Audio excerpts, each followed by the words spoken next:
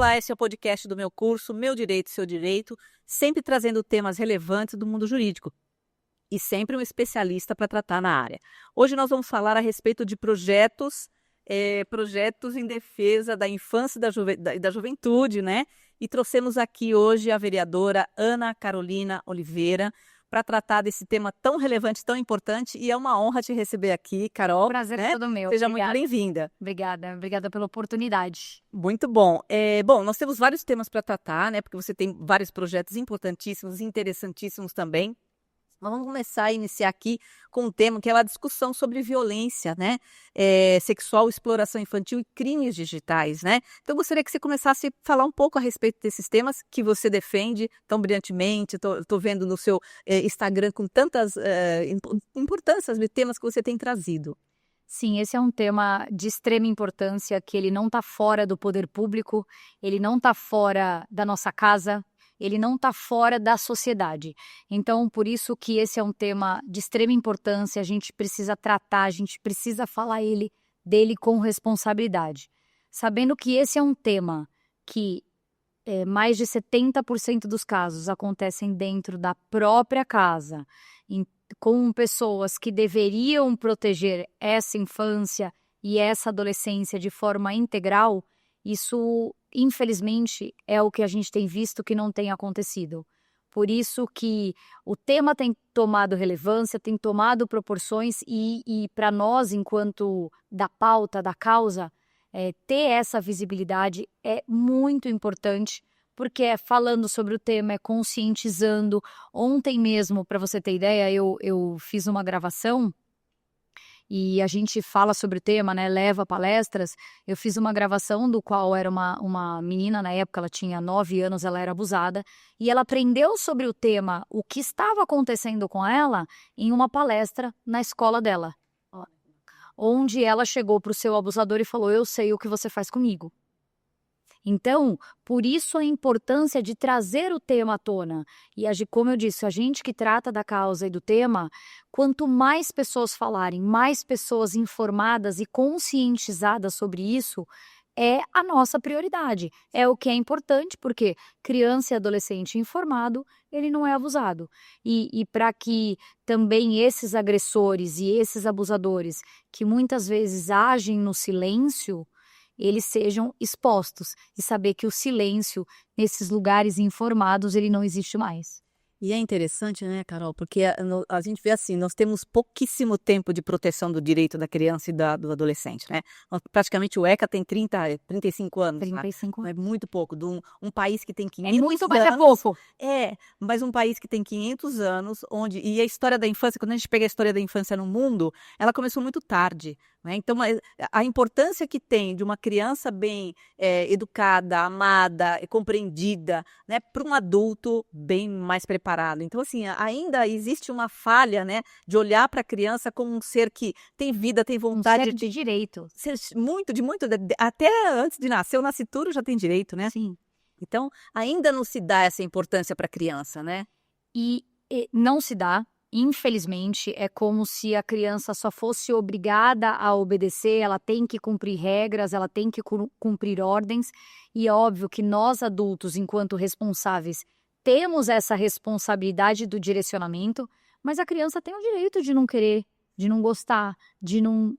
Por que a criança tem o direito de não querer e não gostar de uma comida e não querer e não gostar de alguém? Sim. Não querer estar em um ambiente? E ela tem esse direito. Então, o que eu vejo hoje, infelizmente, de disfuncionalidade familiar, ambientes tóxicos, eu sou muito mais profunda de pegar lá de trás, dessas pessoas que agiam: eu apanhei a minha vida inteira e sobrevivi. Sobreviveu, graças a Deus, eu me sinto feliz por isso, porém, hoje você está, de uma forma disfuncional, tratando o futuro. Só que assim, esse papo de que a criança é o futuro, a criança é o amanhã, não, a criança é o hoje, ela nasceu, ela é o hoje. Ela já é um ser de direito, ele tem responsáveis legais, e nós, enquanto adultos com discernimento, com consciência, precisamos dar esse direcionamento.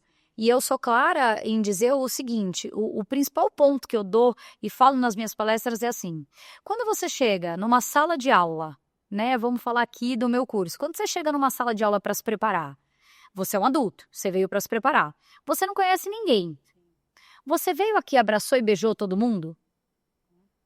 Por que que uma criança, quando ela chega em um ambiente onde ela não conhece ninguém, você conhece, eles são seus conhecidos, por que que uma criança, quando ela chega nesse ambiente, para ela se mostrar educada, isso é sinal de educação, ela tem que beijar todo mundo, ter toque físico com todo mundo, cumprimentar.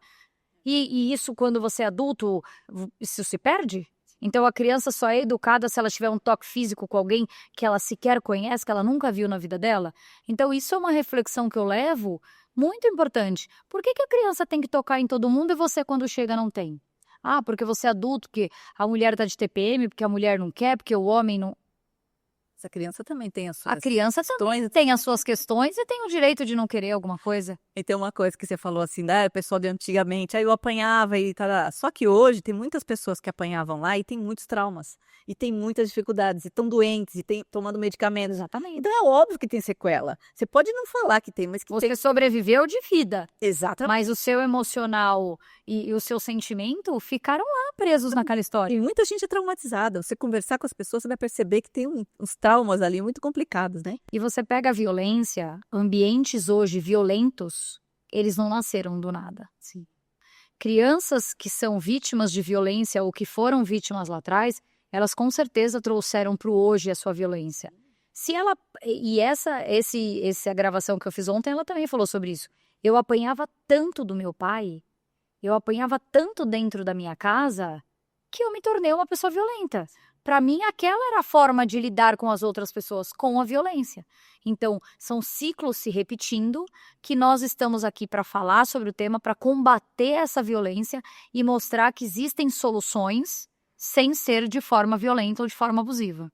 E também de uma forma assim equilibrada, né? Porque muitas pessoas dizem, agora não pode mais bater em criança, mas não pode bater, mas tem que educar, né? Porque eu fico pensando o seguinte, Sim, quanto uma coisa não é? não interfere na outra. Exatamente. Então, assim, quanto tempo que nós levamos para aprender a andar de bicicleta, por exemplo?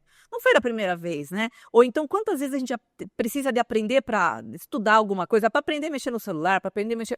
E quer que a criança, num primeiro momento, ela já aprenda tudo. Mas você não aprende nada. Educar, orientar, informar, ele requer tempo. Entendeu? Então, a criança que nasceu com 1 ano, ela tem um discernimento, com 2 ela tem outro, e assim sucessivamente. A Ana Carolina de hoje, com 41 anos, não é a Ana Carolina de 1 ano atrás, que não é a de 10, que não é a de 20. Então, a criança também vai amadurecendo, vai aprendendo, e eu repito, nós como adultos, com discernimento e responsabilidade, temos que dar esse direcionamento. E esse direcionamento não precisa ser a base da violência. Isso não quer dizer ser permissivo ou não orientar ou informar e dizer para a criança o que é certo ou errado. Não é sobre isso. É sobre não ter um ambiente violento, não viver em um ambiente tóxico e violento para que isso se propague e que isso leve para o resto da vida dela. E vai gerar, né, sequelas irreparáveis, né? Uma coisa bem, bem complicada mesmo. Muito bom. O assunto é maravilhoso, né? Quer dizer, maravilhoso no sentido de poder falar a respeito disso, né? E eu acho que isso é importante, é você poder conversar e debater abertamente. Exatamente. E com fundamentação. Não é falar assim, não pode porque não pode. Não pode por causa disso, disso. E tem, né, pontuar bastante coisa. E aí, vamos lá, os principais projetos em andamento, né, voltados para o combate à violência, o abuso e a exploração sexual de crianças. Aliás, vamos falar da infância e da juventude, como você disse, que foi bem bacana isso. Olha, eu tenho várias diretrizes de projetos que eu fiz, né, eu fui também construindo esses projetos diante de relatos e de realidades que a gente vive. Então, em uma das primeiras visitas que eu fiz enquanto parlamentar, quando eu assumi, eu estive na primeira DDM. E eu lembro que a delegada falou assim para mim, a doutora Cristine, esse é um aparelho que chegou aqui muito importante para a gente, porque a primeira DDM é a Delegacia da Mulher, né? Que é a Casa da Mulher Brasileira, que hoje é uma referência aqui. Só que muitas vezes essa mulher ela não chega sozinha, ela chega com filho. Ou crianças desaparecidas que acabam indo porque é um gap que a gente tem muito hoje. A gente não tem uma delegacia especializada na infância. A gente não tem uma delegacia da criança. A gente tem a delegacia para todos os casos, uma delegacia da mulher. Então, era um aparelho de identificação de crianças. Então, se chega uma criança desaparecida, quem é essa criança? Ela não tem documento, ela não tem nada. Então, é um sistema que você coloca digital da criança para você poder fazer essa identificação. E me deu um gatilho, porque eu falei assim, a minha filha, eu tenho hoje uma filha de 5 anos, ela tem certidão de nascimento. Mas a minha filha, se ela se perder, ela não é identificada porque ela não tinha o documento, que era o RG dela, e hoje é assim, SIM nacional. Então, se a minha filha... Isso nunca vai acontecer, tá, gente? Mas se a minha filha se perde hoje em São Paulo, em outro estado, a SIM nacional, ela engloba tudo. Então, por exemplo, o meu RG, que era o antigo RG, ela vale em São Paulo, mas ela não vale em Brasília. Ela não vale no Maranhão. Então, a SIM nacional engloba todos os lugares. Então, a minha digital vale em São Paulo, vale no Maranhão, vale em Brasília e vale tudo. Então, eu fiz uma campanha, montei um projeto que toda criança ela já tem que sair com a sua SIM da maternidade. E já existe um equipamento, né, na época em que eu fiz os equipamentos de teste, que a criança já saía com a sua digital. Porque ela não tinha a sua digital na maternidade, porque conforme ela não tinha o toque, conforme ela fosse crescendo ou se desenvolvendo, isso não valeria mais. Só que ela tem a digital dela vinculada à digital da mãe. Então, isso é um projeto. Então, foi um projeto que eu fiz desse de toda criança. Então, em caso de exploração, em caso de tráfico humano, em caso de desaparecimento, você tem esse cadastro único para que essas crianças sejam identificadas. Um outro projeto também foi o Olhos Atentos, que eu coloquei na Câmara, que fala sobre... Nos ambientes, principalmente ambientes escolares, ambientes de saúde, olhos atentos para essas crianças e esses adolescentes. Então, teve uma mudança de comportamento, como é que posso agir, como devo agir. Então, levar essa conscientização e esse programa Olhos Atentos para as escolas, para os ambientes de saúde, para hospitais, para as UPAs, enfim, todos esses ambientes de convivência, que é muito importante. E também o projeto que hoje que eu levo, que eu brinco que é a menina dos meus olhos, que é o Silêncio que Grita, que é exatamente o projeto de conscientização contra o abuso e a exploração sexual infantil. Então, hoje, a gente tem feito palestra em muitas escolas. Então, a gente faz palestra tanto em bairros, em escolas, em ambiente, então, para profissional da educação, profissional da saúde, para simplesmente um cidadão. Para crianças nas escolas, para adolescentes. Então, a gente adapta cada tipo para levar a informação e essa conscientização para cada tipo desse ambiente. Então, o que eu falo para minha filha de 5 anos não é o que eu vou falar para um profissional da educação.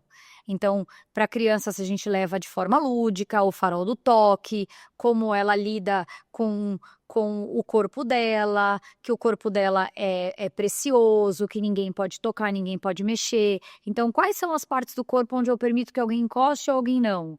O que é certo, o que é errado? Se você se encontrar numa situação de perigo, o que você deve fazer? Então, aí para profissionais da educação, quais são as ferramentas que eles têm, como é que pode fazer?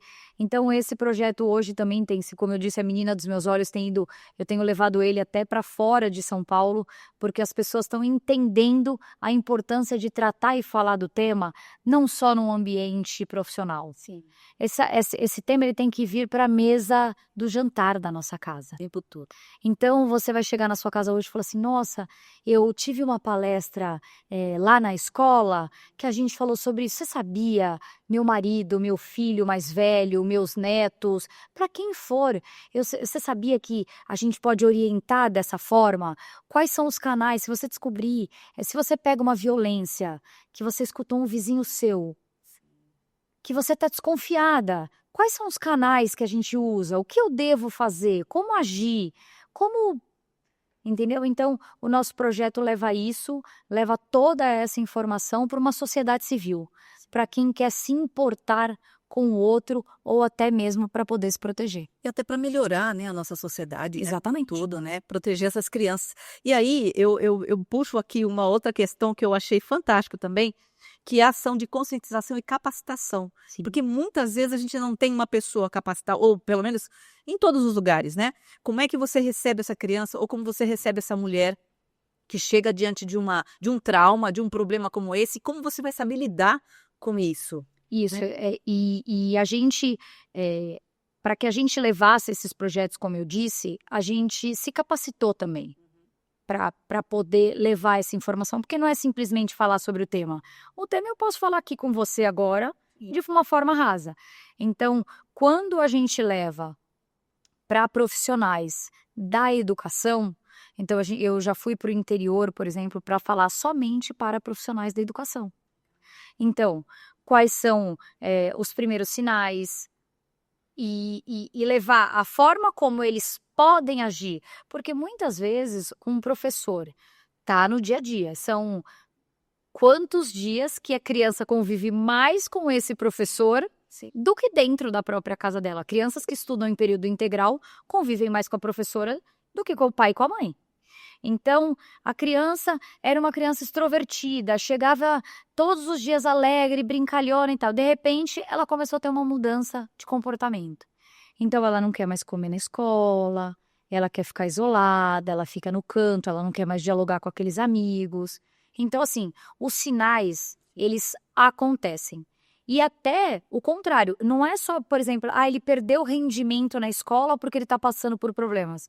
Existem já muitos relatos e casos de crianças oposto, que elas nunca tiveram um rendimento muito bom na escola e de repente passaram a se destacar. Por quê? Porque na escola é o único ambiente onde ela se sente segura para poder. Então, ela se dedica ao máximo àquilo, porque ela foge daquele ambiente familiar, da casa onde ela deveria ser protegida, então ela quer fazer cursos extras, ela quer estar fora. Por quê? Porque voltar para casa é o pesadelo maior dela. Então, eu vou voltar para minha casa, eu vou ser abusada, eu vou voltar para minha casa, eu vou ser agredida, eu vou voltar para minha... Entendeu? Então, eu não quero voltar. Então, os extremos, eles também precisam ser observados. E até mesmo crianças agressivas, né? A agressividade também é uma forma de se Não comunicar. tenha dúvidas. Uma forma. E muitas vezes não é compreendido.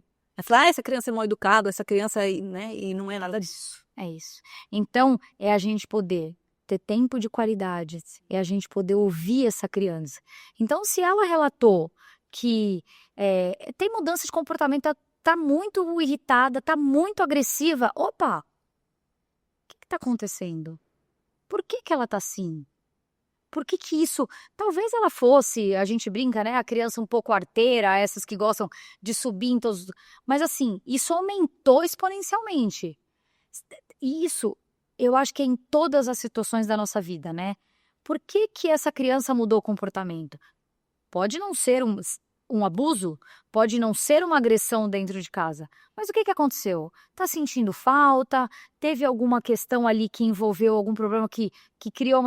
Então, assim, é o respeito. E quando você trata uma criança com respeito, você também vai ter o respeito. Entendeu? Isso não quer dizer que criança não pode ser criança, que criança não pode ser arteira, não pode brincar, se machucar. Tem muitas coisas que a gente não quer. E principalmente adolescentes, que quando você entra nesse meio dos 11, né, quando começa a criar aquela pré-adolescência, e aí começa a se fechar, ter mudança de comportamento assim, é aborrecente. Já é bullying, eu acho que isso é bullying. Entrou nessa fase. Entrou nessa fase, essa fase difícil, mas assim, você procurou entender que hormonalmente, que sentimentalmente, tudo para ele mudou. Ele não é mais aquela criança vista. Então, você acha que a criança tem autonomia, que a criança já pode fazer todas as coisas? Você esqueceu. Só que ele não tem. Ele também ainda quer atenção. Ele também precisa ser visto, lembrado, ouvido. Ter um momento de qualidade. É o quê? Meia hora que você tem no dia para conversar? Faça essa meia hora melhor que você tem.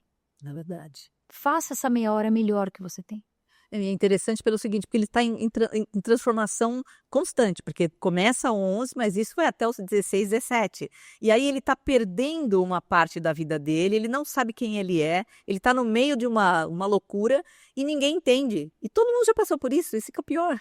Porque vamos pegar um exemplo claro. Quando você amamenta um filho e você vai desmamar. aquela criança tá perdendo aquilo que eu cresci, eu nasci assim, eu nasci mamando. Então, essa separação, então assim, e quando, uma brincadeira assim, e quando o filho descobre que seu nome não é mamãe? Ele descobriu que seu nome não é mamãe, que seu nome é Ana Carolina. Quem é essa? Cadê a minha mamãe? Entendeu? Então, você percebe que tudo que a gente está falando aqui é somente uma base de respeito. Sim. Então, um filho respeitado, ele vai te respeitar, um filho acolhido, ele vai saber que ele pode, em qualquer momento de desespero da vida dele, ele pode contar com você, e não se perca isso na adolescência, que é o que mais acontece quando você, talvez a gente entre nesse tema, mas quando você perde um filho para o meio digital. O meio digital, ele é extremamente acolhedor. O abusador, o pedófilo, o predador do digital, ele sabe acolher. Ele é sedutor. Enquanto ele fala, pô, eu chego lá, minha mãe tá no celular. Minha mãe tá cheio de tarefa de casa, não tem tempo pra mim. Eu vou pra cá mesmo, porque ali ele fala que eu tô bonita, ele fala que perguntou como foi o meu dia. Então, aqui eu encontro acolhimento. E aí, quando você vê, você já tem uma criança perdida, um adolescente perdido na internet. E é tão fácil, né? Eu sou psicóloga também, sou advogada e psicóloga. E aí na psicologia, eu sempre falo para os pais, para as mães, né? Não é difícil uma criança. A criança, ela só precisa do pai e da mãe. Ela só precisa da atenção do pai e da mãe. Não precisa de ficar dando presente, não precisa de ficar jogando celular, nada. Até porque você dá presente caro, ele se conta então com com Tupperware, Não é? controle remoto e uma garrafa de água que faça barulho. Não, e se você fizer uma criação, olha, isso daqui é um passarinho, que não sei o que, a criança já fica toda encantada. Então, ela só quer, o sonho de consumo de criança é pai e mãe, é a atenção do pai e da mãe. Né? E eu acho que isso é tão fácil e as pessoas tornam isso tão difícil. Não é? Tornam isso tão difícil. Exato. Mas aí já entrando então na internet, né, que eu acho que e ampliou muito, né, os riscos disso, né? Porque antigamente a criança ficava em casa ou brincava na rua, enfim, caía alguma coisa, mas ela estava ali. Só que o fato dela estar na internet, num mundo um pouco sem lei, vamos dizer ainda, né, algo que realmente ela vai encontrar, a pedofilia vai encontrar o cyberbullying, porque querendo ou não, também a criança sofre, e também o tráfico de crianças, que também tramita ali por essa área. Sim. Ou a exploração sexual ali, né? Exploração.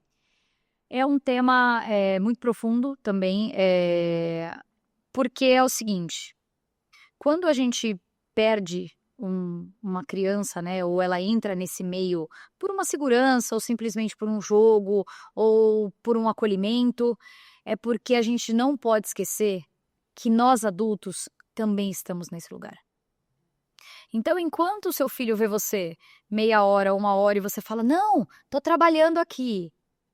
E aí você já se distraiu na rede social, trabalhou, se distraiu na rede social.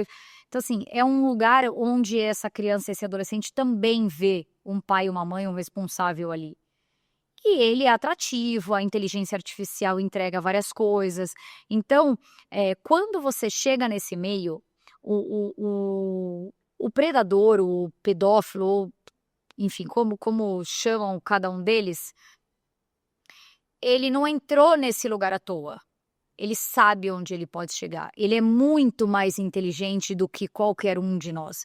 Então, ele sabe as ferramentas, ele sabe os meios, ele sabe como acolher, ele sabe como começar e como envolver. Então, você pega desafios da internet. Pô, eles são atrativos. Quem nunca quer participar de um desafio, de ganhar, de poder? Então, quando você vê, ele está muito mais profundo. E nós, adultos também, com os nossos filhos, a gente comete muitos erros. Quem tem rede social aberta, quem compartilha o conteúdo dos seus filhos, você acha que todos os seus seguidores são seus amigos, você não sabe quem é o seu amigo. Quantas amigas minhas próximas, que eu descobri agora tratando do tema e com os meus projetos, que elas me falaram que elas foram abusadas na infância, por um tio. Então assim, você acha que quem está te seguindo são pessoas da sua índole. Só que essa foto do seu filho, ela já foi usada. A foto do seu filho de biquíni, a foto do seu filho, assim, realmente criou-se uma situação onde a gente não pode praticamente nada por segurança. Então, você não pode postar foto do seu filho, você não pode postar o seu filho de biquíni, o seu filho indo na piscina.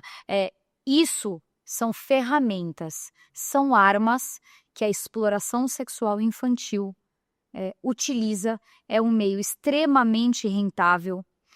Antigamente, a gente podia dizer que a questão da exploração sexual, da pedofilia, ela só perdia para os casos de tráfico de drogas e de arma.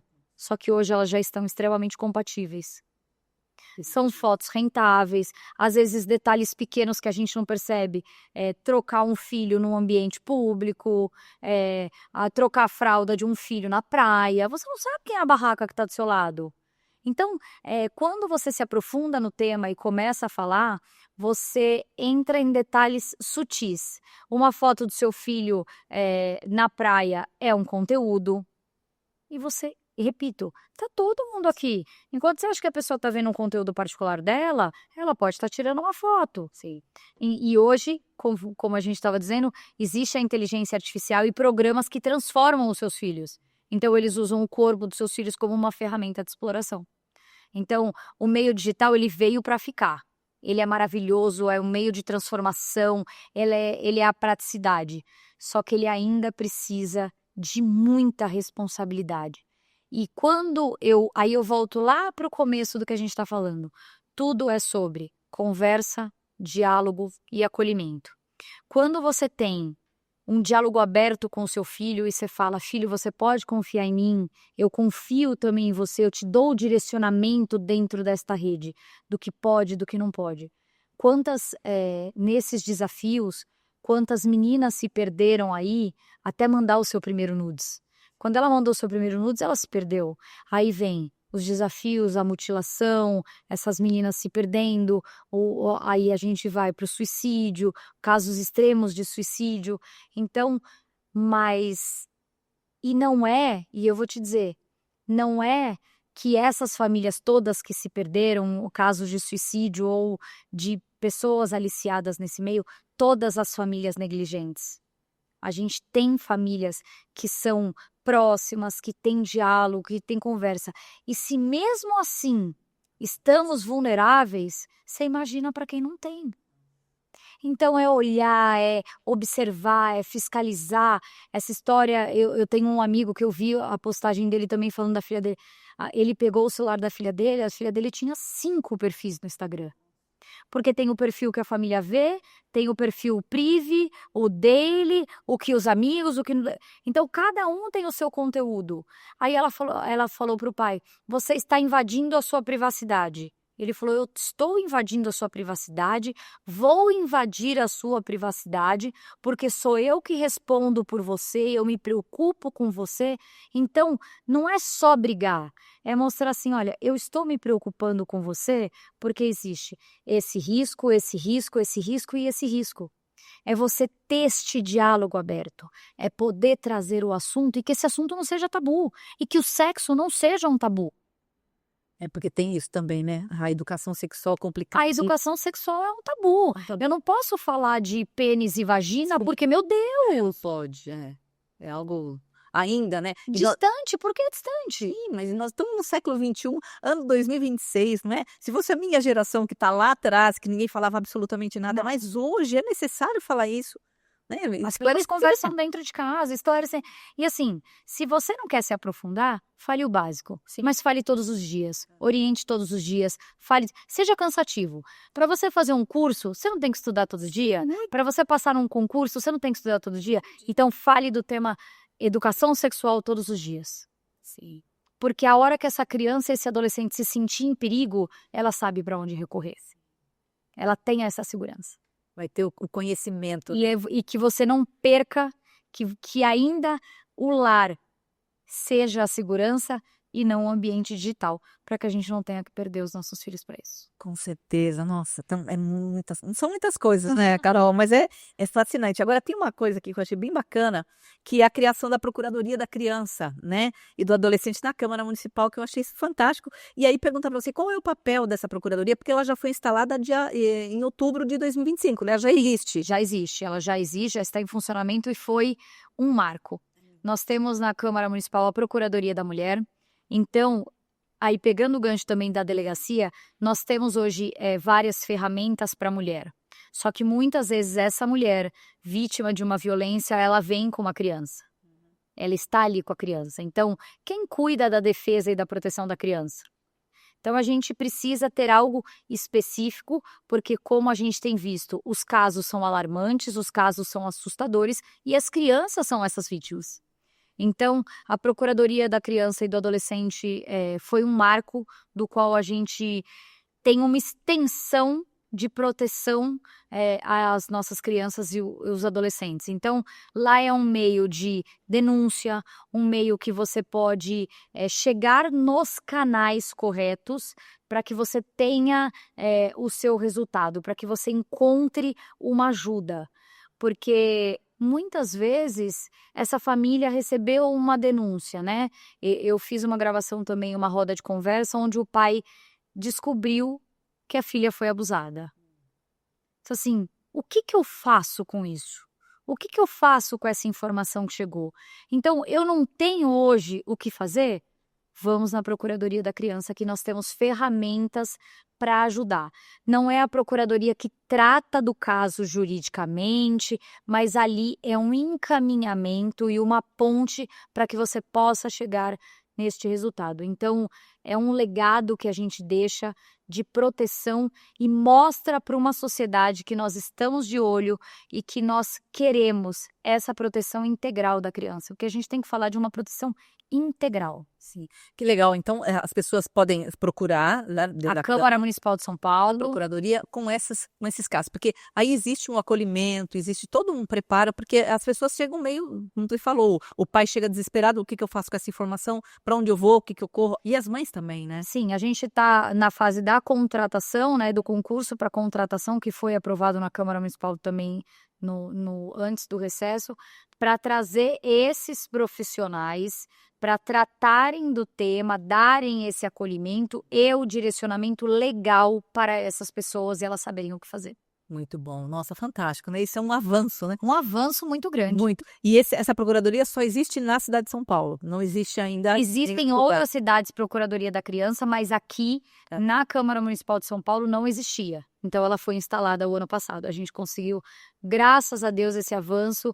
Então é algo que eu agradeço a todos os meus colegas, porque eu não sou sozinha. A ideia, ela nasce sozinha, mas ela precisa de parceria.